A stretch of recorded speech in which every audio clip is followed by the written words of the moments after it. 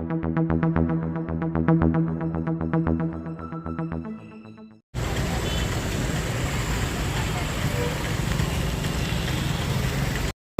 హృదయపూర్వక నమస్కారాలు తెలియజేసుకుంటున్నాను. అయ్యా, నేను 35 సంవత్సరాలుగా తెలుగుదేశం పార్టీలో కార్యకర్తగా, జిల్లా నందమూరి అభిమాన సంఘం అధ్యక్షుడిగా పనిచేశాను. కానీ గత కొంతకాలంగా కొంతమంది కొమ్మన లేక పొగబెట్టారు. సామాన్యులకి రాజకీయాలు అవసరం లేదనే విధంగా సామాన్యులకి ఎవరికి పదవి ఇవ్వకుండా వాళ్ళ అనుచరులకి కొంతమంది పార్టీని ఫిరాయించి ఆ పక్క ఈ పక్క వచ్చే వాళ్ళకి పదవులు ఇస్తున్నారు. కానీ సామాన్య కార్యకర్తకు పదవి ఇవ్వకపోవడం చాలా దౌర్భాగ్యకరం. ఆ విషయం పైన నేను ఈరోజు స్వతంత్ర అభ్యర్థిగా పలమనేరు నియోజకవర్గానికి పోటీ చేస్తున్నాను. రాబోయే రోజుల్లో వచ్చే నెల 13వ తారీఖున పలమనేరు నియోజకవర్గ ప్రజలందరూ గుర్తుంచుకొని సామాన్యుడికి అవకాశం ఇస్తే మీకు సేవకుడిగా, మీకు బంటుగా పనిచేస్తానని చెప్పి తెలియజేసుకుంటున్నాను. మన పలమనేరు నియోజకవర్గం గత 20 సంవత్సరాలుగా అభివృద్ధి అనే మాట మర్చిపోయి కొన్ని రాబందులు దోసుకుని తప్పడం తప్ప అభివృద్ధి అయితే మన కనుసూపు మేరలో కనిపించలేదు.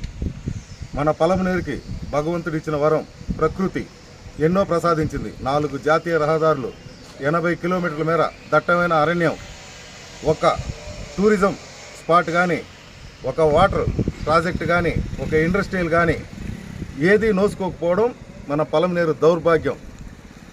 మన పక్క నియోజకవర్గమైన కుప్పం చూసుకుంటే గత 30 సంవత్సరాలకు ముందు అధికారులు ఎవరైనా తప్పు చేస్తే పనిష్మెంట్ కింద కుప్పానికి ట్రాన్స్ఫర్ చేసేవాళ్ళు. ఈరోజు కుప్పం సింగపూర్లా తయారైంది. ఇన్ని జాతీయ రహదారులుండి, ప్రకృతి సంపద ఉండి పలమనేరు అభివృద్ధి కాకపోవడానికి పలమనేరు ప్రజలు చేసుకున్న తప్పిదం తప్పితే మరొకటి కాదని నేను తెలియజేస్తున్నాను. నాకు అవకాశం ఇస్తే ప్రతి మండలానికి ఒక ఇంజనీరింగ్ కాలేజీ, ప్రతి మండలానికి 100 పడకల ఆసుపత్రి, ప్రతి మండలానికి ఒక ఇండస్ట్రియల్, ఆంధ్రీనీవా కాలనీలు పలమనేరు నియోజకవర్గంలో ప్రతి చెరువుకు నింపిన తర్వాతే బయటికి ఎడతాయి. ప్రతి రైతుకి ఎరువులు, విత్తనాలు ఉచితంగా ఇచ్చే విధంగా ప్రభుత్వం పైన పోరాటం చేస్తానని చెప్పి తెలియజేసుకుంటున్నాను. ఇంకా ఎన్నో అభివృద్ధి కార్యక్రమాలు ఉన్నాయి. రేపు ప్రజల్లోకి వచ్చిన తర్వాత ఇవన్నీ చెప్పదలుచుకున్నాను. ఇప్పుడు ముక్తసరిగా కొన్ని విషయాలు చెప్తున్నాను. ప్రతి ఒక్కరు గుర్తుంచుకొని ఇస్తే ఎల్లప్పుడూ మీ వెంటుంటాడు, మీకు సేవకుడిగా పనిచేస్తాడు. అదే నాయకులకి ఇస్తే వాళ్ళకి కలవాలంటే అపాయింట్మెంట్లు కావాలా, వాళ్ళ చుట్టూ మీ చెప్పులు అరిగే వరకు తిరిగినా వాళ్ళ దర్శన భాగ్యం కలగదు. ఈ 20 రోజులు మీతో ఉంటారు, మీతో తిరుగుతారు, మీతో భోంచేస్తారు, అన్నీ చేస్తారు. 20 రోజుల తర్వాత ఏ నాయకుడు గెలిచినా మీరు అపాయింట్మెంట్ లేనిది కలిసే రోజులు కావు. కాబట్టి దయ ఉంచి చేతులెత్తి వేడుకుంటున్నాను. ప్రతి ఒక్కరూ ఆలోచించి సామాన్యుడికి ఓటేయండి. మన నియోజకవర్గానికి ఉన్న ప్రతిష్టని 10 పెంచుతానని చెప్పి ఒకనాటి ఈ నియోజకవర్గంలో స్వతంత్ర సమరయోధులు, మన దళిత ముద్దుబిడ్డలు డాక్టర్ పట్నం సుబ్బయ్య గారు పనిచేశారు. ఆయన ఎంతో సేవ చేశాడు. కానీ ఈరోజు ఆ పరిస్థితి లేదు. అగ్రవర్ణాల చేతిలో నలిగిపోతుంది. నేను కూడా ఒక అగ్రవర్ణానికి చెందిన వాడినే.